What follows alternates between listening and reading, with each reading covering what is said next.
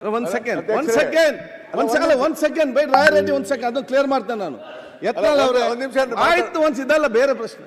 ಯತ್ನಾಳ್ ಅವರೇ ನೋಡಿ, ಮೊನ್ನೆ ತಾವು ನಾವು ಸೀನಿಯರ್ ಇದ್ದೇವೆ, ನಮಗೆ ಲಾಸ್ಟಲ್ಲಿ ತಾವು ಸೀಟ್ ಕೊಟ್ಟಿದ್ರೆ ತಾವು ಈ ಮೊನ್ನೆ ಕೂಡ ಎಲ್ಲಿ ಹೊತ್ತು ಕೂಡ ಹೇಳ್ತಾ ಇದ್ರಿ.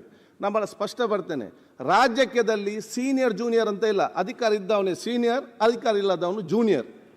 ನಾವು ಹೇಳ್ದು ಕೇಳಿ, ಒಂದು ಸೆಕೆಂಡ್ ನಾನು ಒಂದು ಹೇಳ್ದು ಕೇಳಿ ಇಲ್ಲಿ. ಆಯ್ತು, ಒಂದು ಹೇಳ್ದು ಕೇಳಿ. ನಾವು ಇಲ್ಲಿ ಸೀಟು ಕೊಡುವಾಗ ಸೀನಿಯಾರಿಟಿ ನೋಡಿ ಕೊಡುದಲ್ಲ.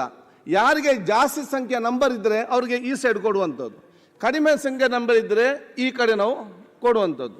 ಅದಕ್ಕಿಂತ ಕಡಿಮೆ ಇದ್ದರೆ ಆ ಕಡೆ ಬಂದು ಸೇರ್ತಾರೆ. ನೀವು ಇಲ್ಲಿದ್ದಾಗ ನಿಮಗೆ ಫ್ರಂಟ್ ಸೀಟಲ್ಲೇ ಕೊಟ್ಟಿದ್ದೆವು. ನಿಮಗೆ ಬೇಕಾದಾಗ ಇಲ್ಲಿ ಬರುವುದು, ಬೇಡದಾಗ ಅಲ್ಲಿ ನೀವು ಬಿಟ್ಟು ಹೋದರೆ ನಾವೆಂತ ಮಾಡಲಿಕ್ಕೆ ಅಲ್ಲಿ ಕೊಡಲಿಕ್ಕೆ ಆಗ್ತದೆ ನನಗೆ? ನೀವು ನಮ್ಮ ಈ ಕಡೆ ಬಂದರೆ ಇಲ್ಲಿ ಫ್ರಂಟಲ್ಲಿ ಬರ್ತದೆ, ನೀವು ಇಲ್ಲಿ ಬಂದರೆ ನಿಮ್ಗೆ ಇಲ್ಲಿ ಫ್ರಂಟಲ್ಲಿ ಬರ್ತದೆ. ಅಧ್ಯಕ್ಷರೇ, ನಾವು ಬೇಕಂದಾಗ ಬರುವುದು ಬಿಡೋದಲ್ಲ, ನಾವೇ ನಿಜವಾದಂತ ನಿಷ್ಠಾವಂತ ಕಾರ್ಯಕರ್ತರು.